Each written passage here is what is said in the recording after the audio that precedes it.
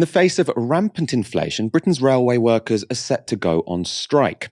Members of the RMT union voted by 87% in favour of industrial action on an impressive 71% turnout. Really, really incredible. But the union's boss, Mick Lynch, has expressed disappointment at the lack of support from some quarters.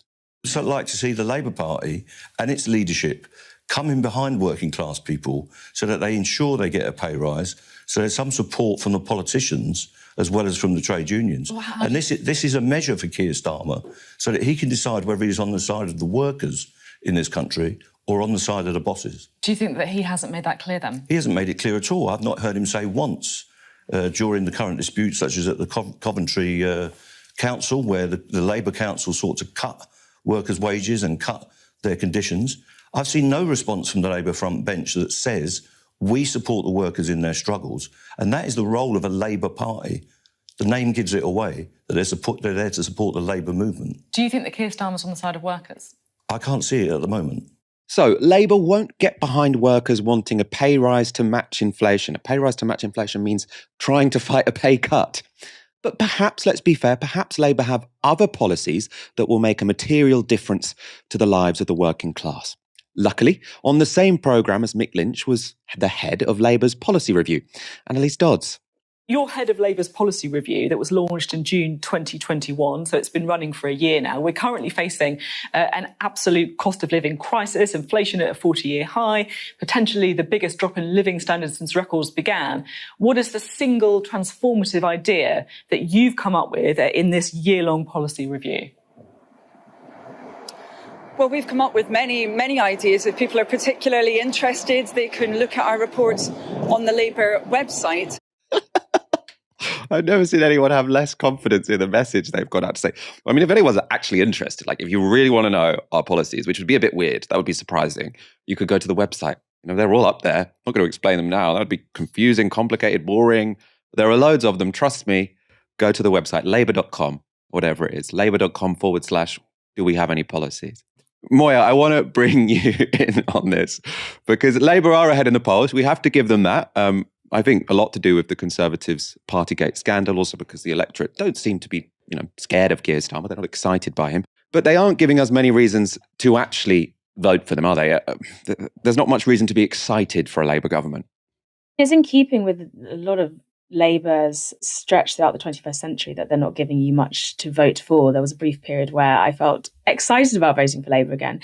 But most of the time it's been coasting on a message of we're not the Tories. And what's actually quite interesting is Starmer personally is very unpopular. Britain Elects, I think, has him on the same ratings as Johnson. YouGov has the majority of respondents saying that he's doing badly as Labour leader. But it might be enough that Labour are not the Tories. And that's the sad thing. There's a new report that just came out by the Nuffield Politics Research Centre, and it was examining economic insecurity and voting intention. It's really interesting. And it mainly wants to confront this idea of the red wall and what is actually driving political realignment. And instead of saying that, 2019 Tory support was made up of economically insecure and socially conservative voters in that red wall, it says that Tory support is overwhelmingly coming from economically secure older voters who, even if they think of themselves as working class and don't have stonking incomes, they own property and they have less outgoings.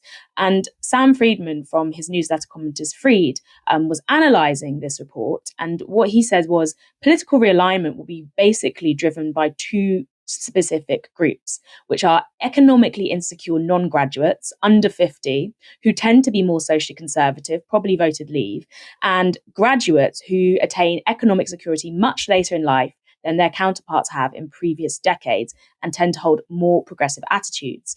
And marginal constituencies, which decides upcoming elections, now get a lot of the economically insecure non-graduate, socially conservative voters who, and this is key, are getting fed up with the cost of living crisis and are considering switching back to Labour. They usually don't vote. When they do vote, they tend to vote for issues like Brexit on the Leave side. But if they go Labour, that is going to be a big shift. Meanwhile, the Tories, with their culture wars, are alienating both economically insecure graduates in cities who tend to be left-leaning and their more secure counterparts who've gone out to the commuter belt. So in the past, if you bought a house, you might tend to swing more Tory once you get into past 30, etc., and have attained property. But now these voters are heading to the likes of the Lib Dems. So if the economic crisis that is coming also bites into the economically secure Tory, socially conservative voters that they have depended on thus far, the realignment is going to be pretty extreme. And it's sad to say that Labour won't have the reinforcement to actually give us something to vote for, because that will be enough. Well, you say Labour won't have the exciting policies, but actually one theory as to the lack of policies on show now is not that they don't have any ideas, or they're too scared to have policies, but rather that Starmer is saving them all up for his book. The Labour leader has signed a deal to write a book about Britain under a Labour government. According to The Times, Starmer started writing it in his office at home in Kentish Town, North London, during lockdown, and initially intended it to be a space to organise his ideas. However, he realised there was some, quote, good quality stuff, which officials felt could be used properly. This is now from a spokesperson for Keir Starmer. The result of a project started during lockdown. Keir's book lays out his plans for a renewed Britain, and why he believes in the vital importance of putting integrity back into public life. It all sounds about as riveting as Sir Keir's 90-minute conference speech, but perhaps more interesting than the contents of the book itself is who he's publishing it with. Starmer has signed the deal with HarperCollins, an imprint owned by, you guessed it, Rupert Murdoch. Moya, could this all be a ploy for Starmer to get Rupert Murdoch on side?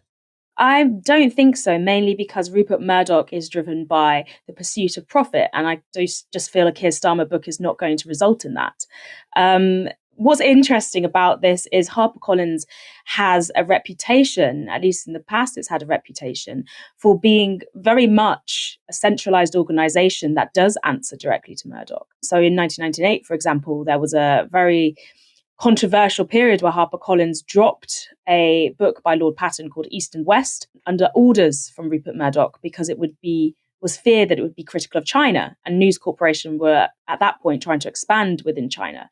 And as recently as 2012, then HarperCollins has been described as an organisation that very much operates under Murdoch's orders. He's had direct involvement. Now, I don't know if that is still the same now, but I think it's more interesting that HarperCollins are one of the only publishing houses that maybe were willing to offer Keir Starmer money for this book, because I'm trying to think of the audience and I'm coming up blank. Yeah, well, I mean, his advance was only 18k, so I would imagine, he's the leader of the Labour Party. He's got a big following. Obviously, 18k is a lot of money, but compared to like what big authors get, I'm sure some people buy it. But I think probably HarperCollins were quite keen for it, and I think Keir Starmer was quite keen to go with HarperCollins because, Rupert Murdoch likes to be very close. Keir Starmer might be the next Prime Minister. Rupert Murdoch wants to be close with everyone who might be the next Prime Minister. And I think the Keir Starmer team really want an in with News International. I mean, it is also the case that this book's going to be really boring, I think. I can't guarantee that, but I think it probably will. But if you go with HarperCollins, then the whole point of the Murdoch family is then the Times will promote it, Times Radio will promote it, Talk Radio at least won't attack it, Talk TV now, presumably, maybe we'll have a Piers Morgan, Keir Starmer interview about it. You'll have the whole Times stable, which has a vested interest in promoting this book, which, probably is going to be pretty helpful for him. With all of this, it's so tired.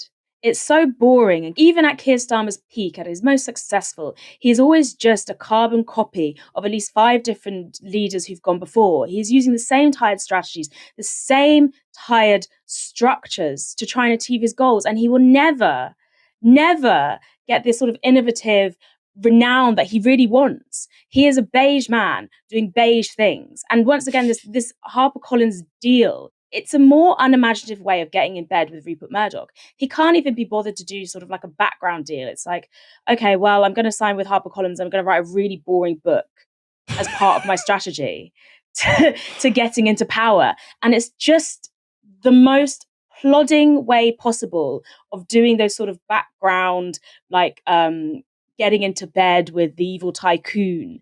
I just find it so boring. That's the problem. Everything around Keir Starmer is so boring. He is the banality of evil. All of us here at Novara Media are working harder than ever to keep scrutinising establishment politicians and the media barons who protect them. We don't have billionaire funders. We don't have advertising partnerships. We're funded entirely by you. If you've ever thought about supporting us, now's the time to go to novaramedia.com/support and donate anything you can from just £1 per month. Defy the corporate media, join our monthly supporters and help build our supporter base to 10,000 strong.